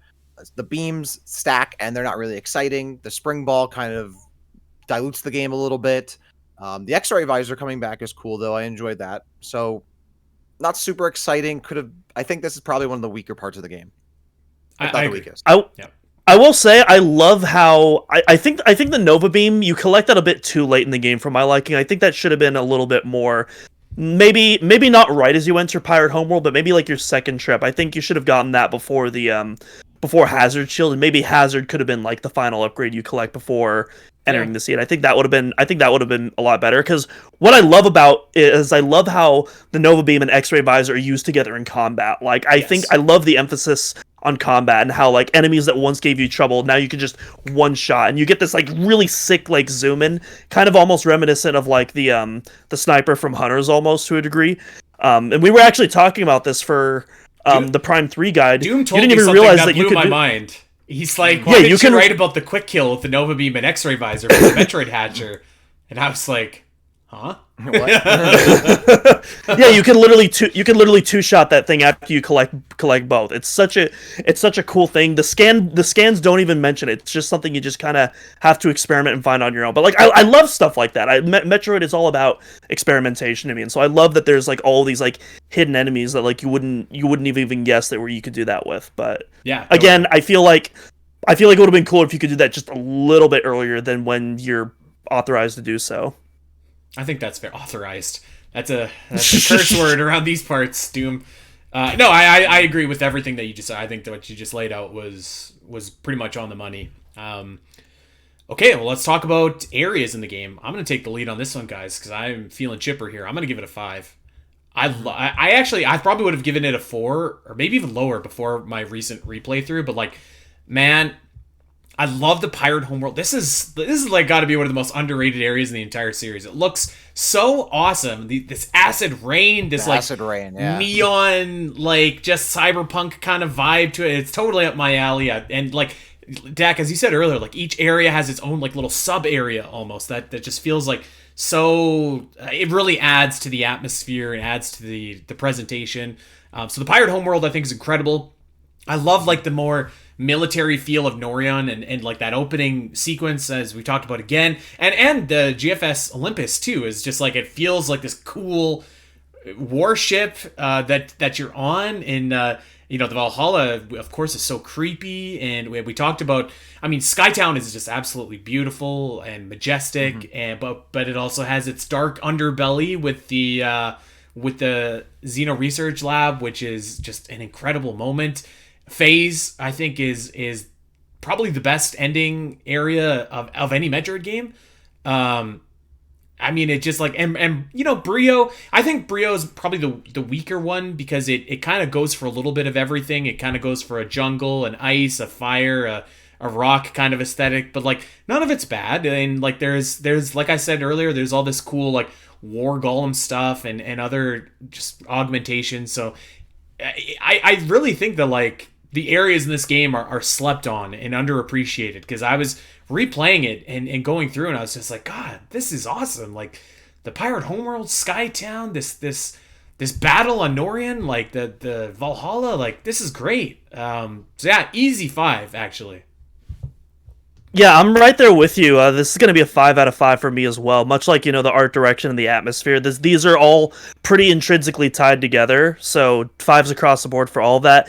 And also, much like you, I almost certainly would have given this a 4 had I not replayed this. Because man, I forgot just how strong these areas are. Despite my criticism earlier about how, I wish the backtracking was a little more traditional. Again, I don't mind it just because of how much fun these areas are to like rediscover and explore and just seek out all their details and their history and all that. Like there's so much going, even in the smaller areas like Norian and the Valhalla, there is so much stuff that is just jam-packed in these areas for you to discover. And like every single area to me is just like incredibly memorable because of that. The Pirate Homeworld in particular, again, like before my playthrough, I would have said this is probably like on the weaker side. Oh my god, this might be one of my favorite Metroid areas of all time. It is so well designed and there's so much cool stuff in here.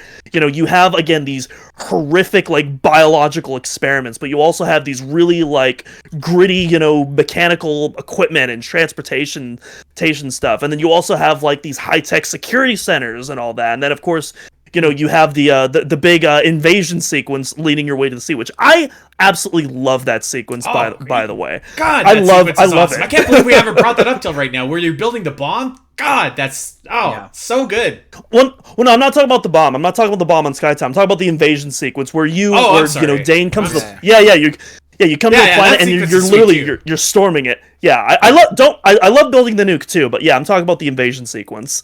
But yeah, just there's so much. I think I forgot just how diverse these areas were because I just kind of associated Prime 3 like, oh, you have the sky area, you have the pirate area. All 3 of these areas are so diverse and have so much stuff going on with them. Like, again, you mentioned Skytown. Like, on one hand, you have this Chozo research facility, but then you have, again, the pirate research facility where all hell breaks loose as you slowly see as you start to go deeper into the area. Brio, I think Brio is a really slept on area. I absolutely love Brio. It's kind of this game's version of like the powerful ancient civilization long lost, but you see this. But unlike previous areas where you see like a snapshot in time, with Brio, you see decades of time span throughout the areas that you visit. You see ancient ruins, but then you also see eons later where technology is advanced, and you see like more, metallic structures as opposed to like, more rock-built structures and stuff like that. And you see hybrids and stuff like that. But then you also see like more recent times when like the Federation landed and started, implementing their technology to decipher the field. There's so much stuff going on in all these worlds. And of course you got the pirate base when you're trying to take out the generators as well. There's like so much different going on. And they all clash naturally because of, again, how factionalized the art direction is, but I think it just makes the areas feel, again, so alive and lived in and unique. Absolutely love it. I really can't add much else. I also gave these a 5. All the areas are really cool and dope for all the reasons y'all described. Yeah. I think stuff like the Pirate Homeworld is super cool. Like seeing that huge defensive shield. Skytown, super vast. Even Brio has like Chozo Ruins, Magmore, kind of vibes to it. So I was totally okay with that as well. Phase is sick. The Valhalla, awesome. Norian is like really the first time we get to like be in a Galactic Federation installation, which is really cool. So yeah, 5 out of 5. Okay, let's talk about the bosses and the enemies of the game. I'm gonna give it a 5. I think this game has some of the most awesome boss fights, I think, actually in the series. Like, I love the Meta Ridley boss fight where you're falling down the shaft and you're playing the role of Gandalf and he's the Balrog, I think is incredible. The Gandreda fight, I think, is amazing. The And Rundus Rhea fight, the Gore fight, even I think is awesome. Omega Ridley is like I'm looking at the list of fights and like pretty much everyone is awesome. And like there's some mini bosses that are kind of like they're fine, but like the big set piece bosses, like even the ones that you don't have any kind of attachment to, like Moganar or Helios, like those are still awesome fights that are really fun. And of course the fight with Dark Samus, I don't think it maybe reaches the highs of like some of the fights in Echoes, but like I think it's a really fun fight, and the setting really adds to it. The Aurora unit adds to it. Yeah, I think that, and that's just like enemies in general, like we talked about earlier. Like I think like the amount of enemies, first of all, is staggering, and all the space pirates. I will say this though, I there's one thing about the space pirates that kind of bothers me, in that like you can have like an armored shield pirate, and you destroy his armor, and now it's just a shield pirate, so you can miss that scan because you've already scanned it. But like now it's a different enemy because you've broken his armor, and if you take away his shield with your lasso, then he's a different enemy as well. So I don't like that. However, that aside, yeah, I think like all the Steam Lord is awesome. Like there's so many wicked enemies in this game. The Berserker Lords. This is a good 5 for me. Dak, what say you? Yeah,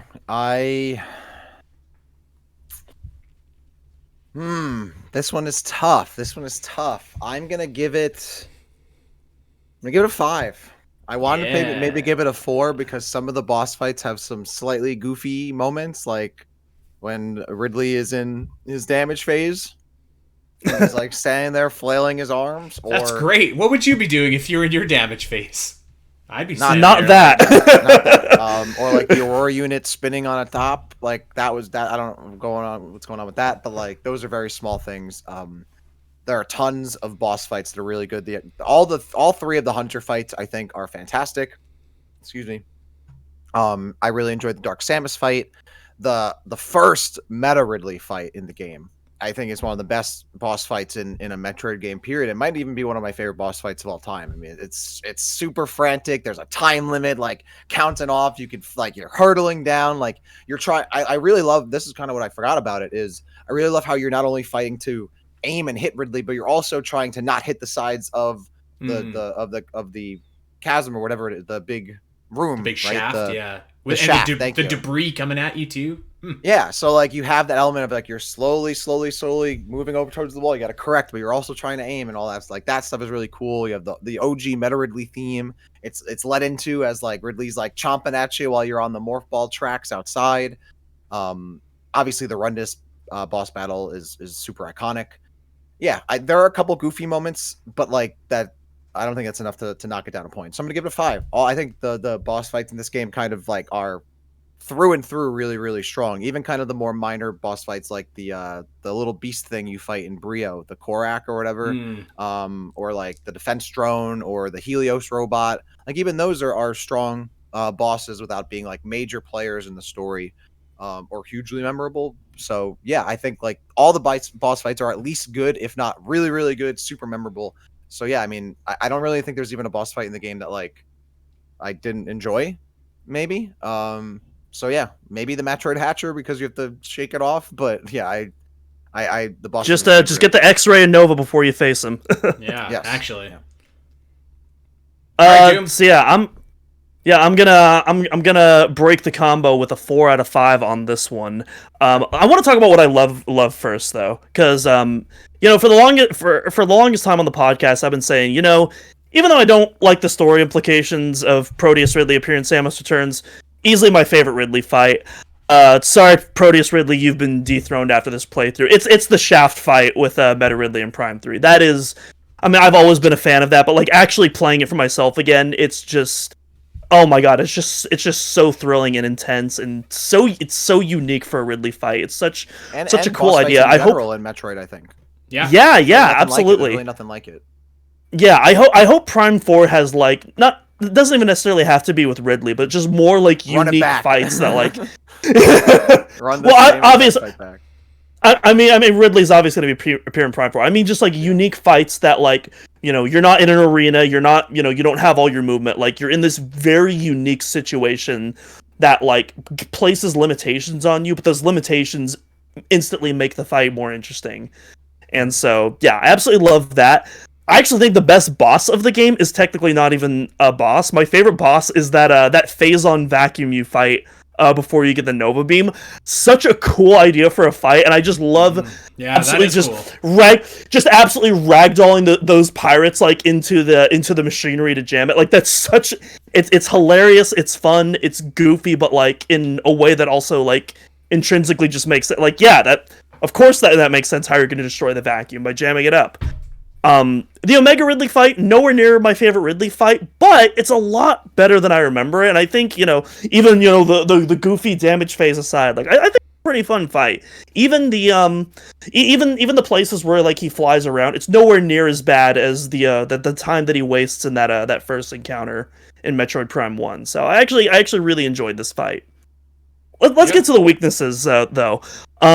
Moganar straight up might be one of my least favorite boss fights ever. I despise this fight so much. Really? The boss fight in general, it's fine. It's just, oh my god, he's such a bullet sponge to such an unfun degree. Like, even when you're in hyper mode, like, this thing just tanks health, and you're just there for so long. And it just, man, I don't like it.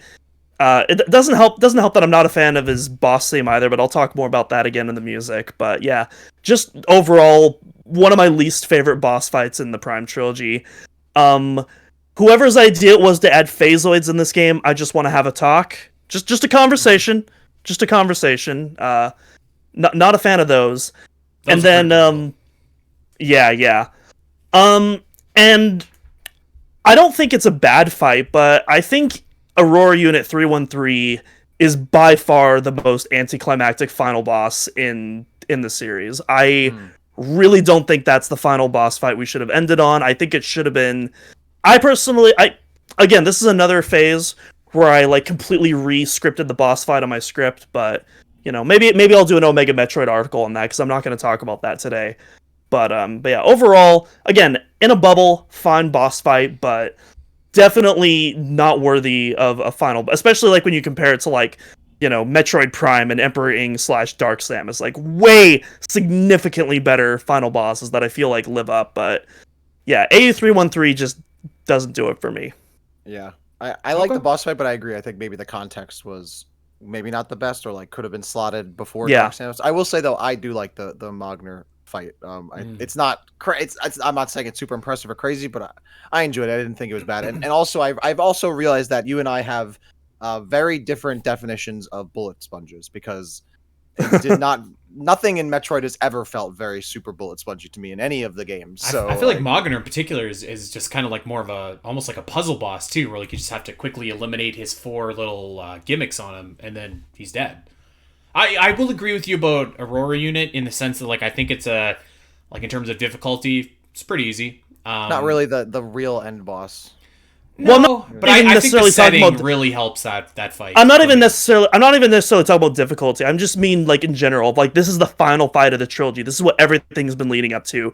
AU313 just it doesn't feel like the right one, especially because you don't even really find out how integral to the plot that is until literally right before you fight it, and it just again as a boss fight, it's a fun boss fight, but as a final boss, does not feel earned to me at all.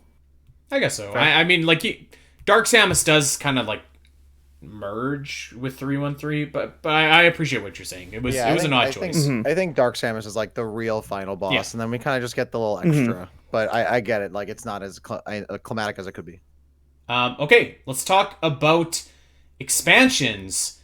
And I'll take the lead here, because I know that you're not super one for collecting all the expansions, Dak, but...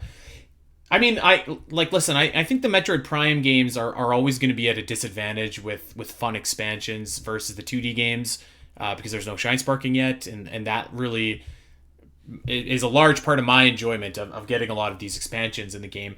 But like I also look at Metroid Prime 2, and there's some really, really quality expansions in that game that you have to do a lot of cool puzzles with, flip in between light and dark, you have to spider boost, and you're doing all sorts of crazy fun stuff, and it feels challenging, and it feels rewarding, and I think this is the weakest part of this game. I'm going to give it a 1. I think that there are almost no good or fun expansions to get.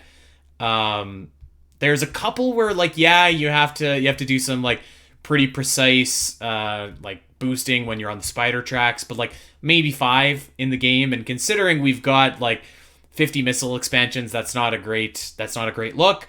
I think that like there's these ship missile expansions in this game that you never use. So like, why would you feel compelled to get them unless you're just going for 100%? Like there's no reasoning for it. And there are so many, because hyper mode, to your point earlier, Doom, you have to inject an energy tank to use hyper mode. There's no risk reward, because there's at least 4 occasions I can think of where you walk into a room, you shoot the door open, and there's just an energy tank sitting there waiting for you. And it's just like, oh, okay, I guess I'll take this. So I think the lack of fun or challenging puzzles to get expansions, the lack of need for an entire subset of expansions, and the ease of your energy tanks is really disheartening to me, because I love going and getting the hundo and getting and unlocking all that stuff. So yeah, this was pretty deflating, I think, playing this game. But I will say that I do love that Metroid Prime 3 at least has the Chozo Observatory, where you can go in and you can actually see where all those expansions are. Although, to counter that, I hate that it doesn't show you expansions located in Brio Ice, because, I don't know, raise your hand if you're a completionist and you're just like, I have 1 missile left, where the hell is it? And I'm looking everywhere, and it's in Brio Ice. That makes sense, because communications to Brio Ice are not great. It does. Like gameplay-wise, it makes sense, but it stinks. I vividly remember my first ever playthrough back when I was a wee lad playing Prime 3, and I vividly remember that exact thing happening to me. Lad. That was, wee lad. I believe that Spider Ball energy tank was like the final one I collected. Well, technically it wasn't the final one before 100%, because you still have the Valhalla tanks and whatnot, but like, of everything pre-Valhalla, I think that was the final upgrade that I was missing. Well, you're like, I've looked everywhere. Like, where is it? So, yeah, it pains me to give Metroid Prime 3 a 1 in anything, because I think it's such a fantastic game. But like, in terms of like, even knowing that the 3D games probably, at least right now, are not going to match the 2D games in terms of like enjoyment for me, in terms of how you get expansions, this was still pretty low. Like way below Metroid Prime and Metroid Prime 2. Yeah, I'm not gonna go as low as you, but I pretty much agree with everything you just said there. I'm gonna give this a 3 out of 5, just because, you know, like you mentioned, the big one for me is just that so many of these early game expansions in particular are literally just handed out to you. A lot of these are in fact mandatory, like they're unskippable expansions.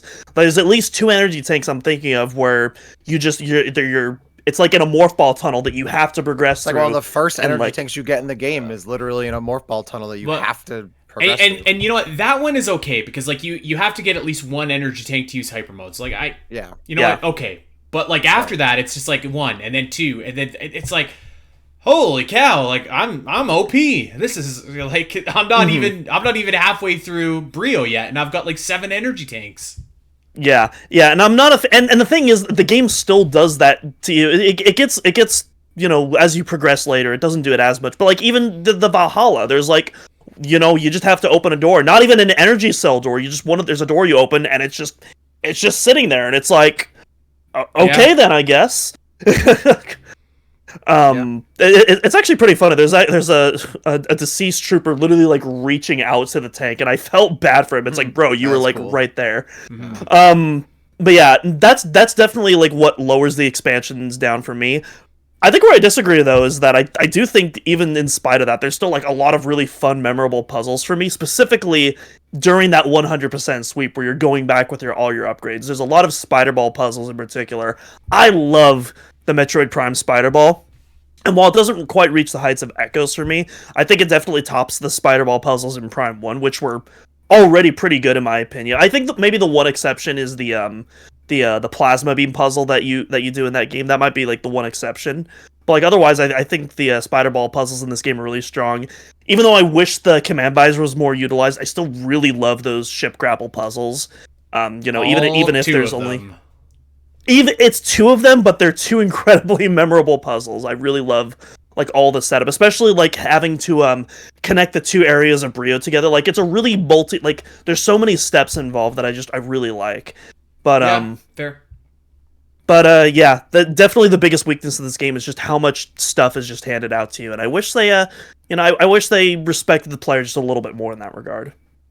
Well, I mean, at this point, I think we're all agreeing it's just whether or not how much like number like count we're putting on our feelings, because I think we're all saying pretty much the same thing. I agree. I'm gonna give it a 2 for all the same reasons. A lot of stuff is handed to you. There are really cool puzzles and there's some really cool expansions you can get, but some stuff is kind of deflating and underwhelming.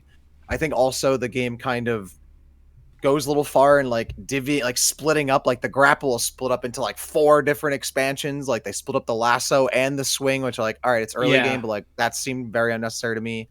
That was actually, I remember, I sorry to cut you off. I actually remember during my very first playthrough, like that always confused me because like I saw the grapple points and I'm like, I have the grapple beam. Why can't I hook my grapple beam? I don't understand. Yeah. I didn't realize that was a separate upgrade during my first. Anyways, go on. Yeah, no, I stuff like that is just kind of like, why? You know, I mean, obviously I understand it's because like the motion controls were such a big deal. Like they wanted to put as much emphasis as they could, but like logically, like, yeah, if I can lasso something, why can't I lasso the grapple hook and lasso my way over there? You know, especially when you end up getting it like 15, 20 minutes later anyway.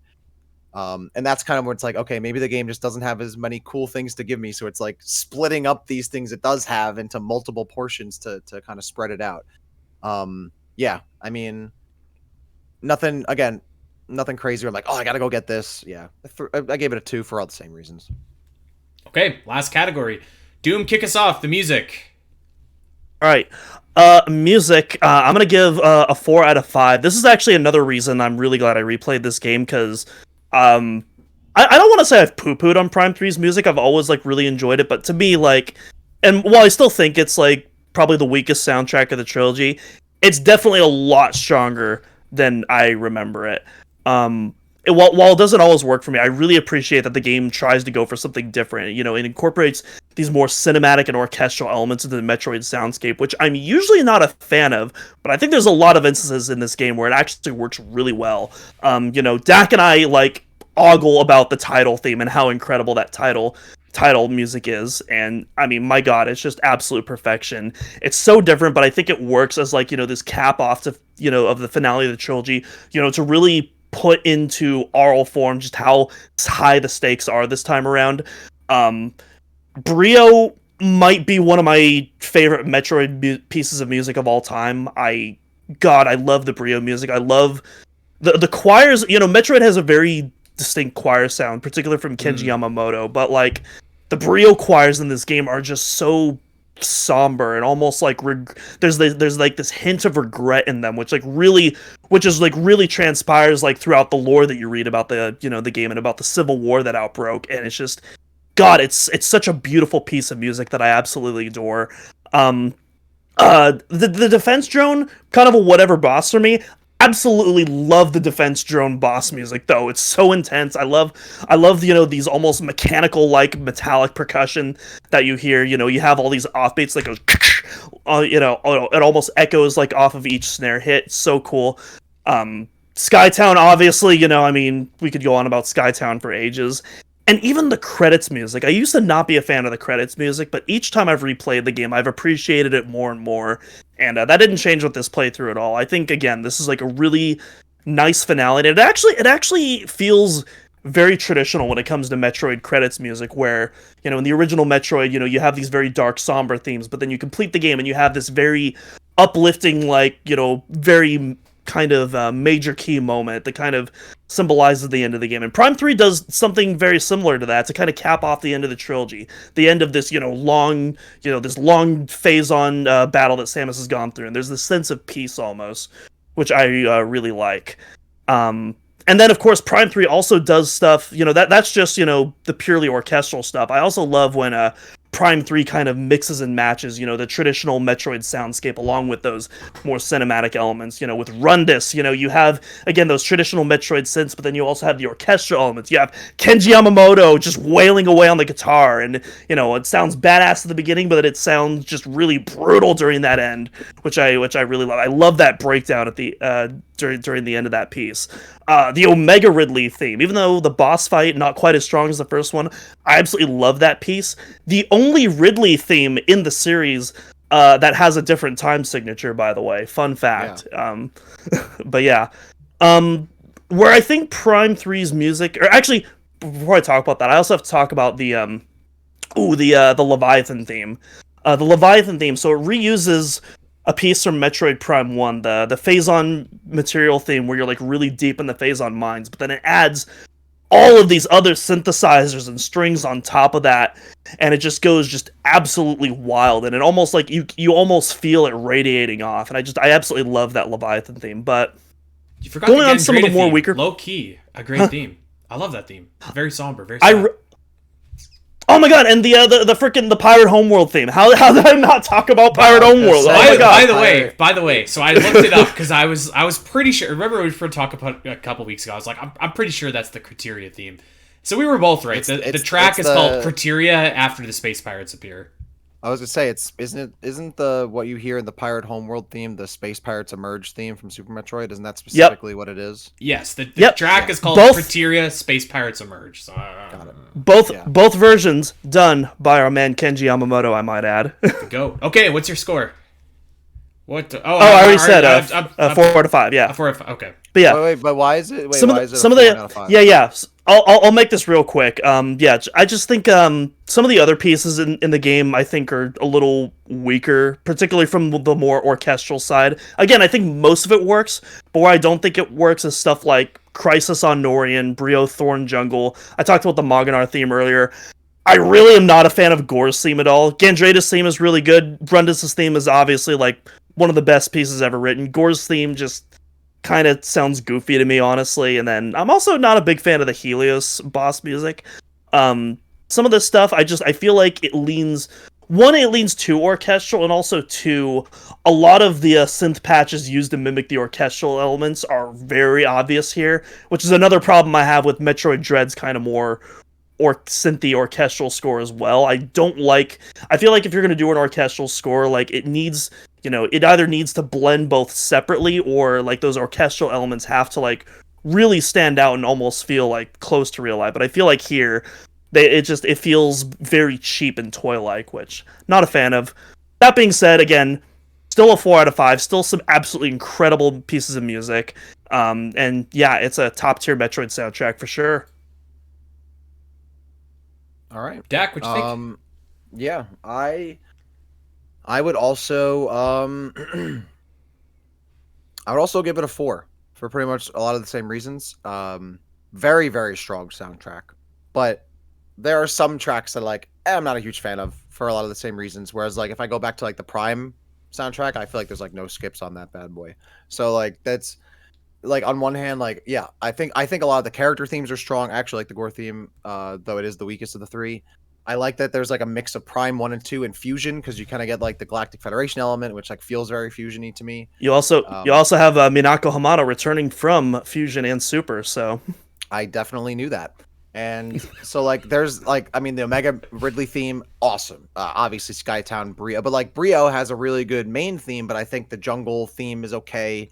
And the ice theme is ripped from Phendrana Drifts almost, and does not really do anything different.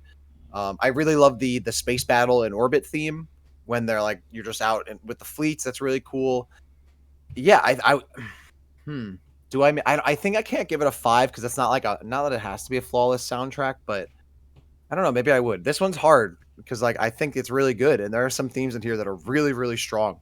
But there are a couple themes that I'm not a huge fan of. But at the same time, I guess I said Prime has no skips, but if I really went back and analyzed, I'm sure there would be one or two that I'm I'm not a huge fan of this one. But when I think of the other Prime soundtrack, I think this actually might be a better soundtrack than maybe the Prime 2 one, but not Prime 1, maybe. I agree.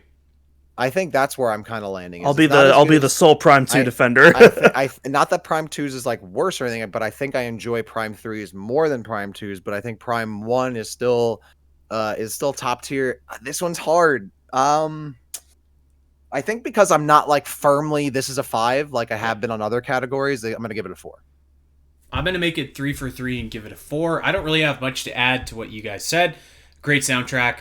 I think the thing is about Corruption soundtrack is it's missing that one signature piece. Like you think of Metroid Prime, and I think you think of Phendrana Drifts. And if you don't think of that, maybe you think of the Talon Overworld, or you think like there's that the music of that game is so incredible. And I think you think of Metroid Prime 2, you're just like Sanctuary Fortress, what a great track. You think of Super Metroid, you're like Lower Brinstar, what a great track. And I don't think that you have that with this game, and that's not a slight on any of the music. It's just it's more so that like everything is so consistent to a level like I said, like I think that this game has a better soundtrack than Metroid Prime 2. But it's almost like a band that releases an album that's full of like really, really great songs. You can listen to it front to back. It's a great album. But this other band has an album with one amazing song that's your favorite song, and the rest of the album kind of sucks, and it's a one-hit wonder. But so yeah, I think that it doesn't have anything to me. While everything sounds great and everything sounds like really good as we talked about, I don't think it has anything that's just like in the stratosphere incredible that reaches the same levels for me as like Lower Brinstar or Phendrana Drifts or Sanctuary Fortress or some of those like absolutely like top tier Metroid songs, which I mean, like, you know, after replaying Samus Returns, after playing a lot of Metroid Dread, after playing Zero Mission in the last couple months, like 4 out of 5 is a great score. Like, that's a great score for a Metroid soundtrack. So, yeah, I think that's the only thing holding it back. I don't know if you guys would agree with that or not. I don't know if I agree with that analysis. Taking away my own personal preferences and biases away and just kind of looking at what I see the community talk about, I feel like the Rundus theme and the Skytown theme are like really like big standout themes for a lot of Metroid fans. I think Skytown is the closest thing to that this game has, but I don't know. I don't know if it's the same level to me as like those other tracks I mentioned. But I mean, that's subjective. I see what you're both saying. Yeah, I mean, I think also like Metroid Prime came first. Like, of course, like more people played it. Of course, people are gonna remember those tracks more, and they've appeared more often, like referenced later. So, I think honestly, for me, the biggest takeaway is that like the iconic song from Prime 3 is the title theme, and it's not like an in-game track to me. Whereas like I love the Metroid Prime 1 and 2 intro themes, but like my favorite themes or tracks from those games are in the game itself. I don't know if that really makes a difference, but I also agree Skytown and Rundus are certainly up there. But like if were I to say that like is Skytown the same level as Phendrana Drifts, I would side with Andy and say almost, but no. Skytown theme is very, very good. But I mean, one of the best themes in this game isn't even from the game. It's from Metroid Prime 1. It's the Meta Ridley theme. So like, but like the Omega Ridley theme is also really, really fantastic. It's one of the best versions of the Ridley theme, I think. So it's a close call, but I would say that there are some standout tracks that are very close to the level of what you're talking about, Andy. But I agree that like if I were to like really match them up, like I don't know if they're 100% one-to-one, but they're certainly up there. And even some of the more secondary tracks are very memorable to me. Like the gunship theme is stuck in my head now, and I always and it gives me that fusion feel. That's I think a thing about this soundtrack, that it feels the most fusion-y to me out of all the Prime games, which I really enjoy. So I still think it's a 4 because I'm not like 100% in there for it, but like I think it has some iconic tracks. I think you're underselling it a little bit, but I do agree it doesn't have a Phendrana Drifts maybe. I don't know. Yeah, and also to me, like, sorry, go ahead, Doom.